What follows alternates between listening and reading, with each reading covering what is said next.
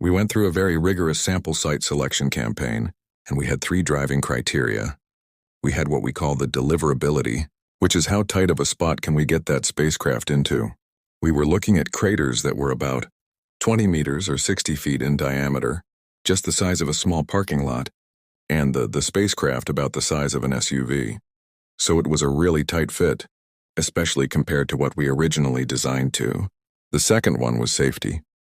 Even if we could get into one of those tight spots, would the spacecraft survive?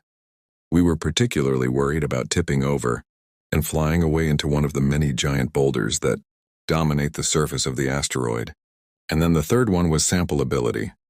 If we got the spacecraft there and it was safe, was there anything on the surface for us to pick up?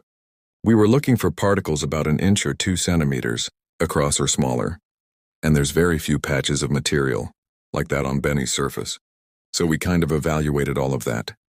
In the background was a parameter we called science value, but the good news was everywhere on Bennu was scientifically valuable. We saw water-rich clay minerals and we saw organic molecules, which are 2 of the prime types of material that we were trying to collect. So in the end, we kind of used the basketball tournament analogy, and we started with about 16 sites.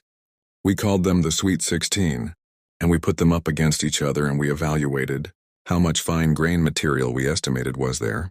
We couldn't actually see the fine grain material, but we could see where the big rocks were, not what we called the unresolved patches of the surface. And we assumed that there was fine particles there that we could pick up. We eliminated half down to the elite 8 and down to the final 4. And when we had the final 4 sites, we performed a series of low-altitude reconnaissance passes to kind of do a safety check. And that very quickly revealed that 2 of the sites were quickly out of contention. One of them was simply just too small of a crater, and it looked a lot like one of the other sites, so we were able to eliminate it.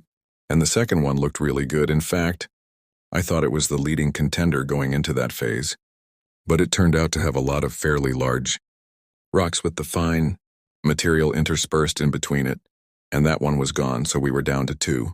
One we called Osprey and one we called Nightingale, both of them about 20 or 60 feet diameter craters, one near the equator, Osprey, one in the northern hemisphere to Nightingale, and it turned out to be a kind of a contest. Osprey was safer, but Nightingale was more sampleable, and also the science looked better there. It was darker, redder.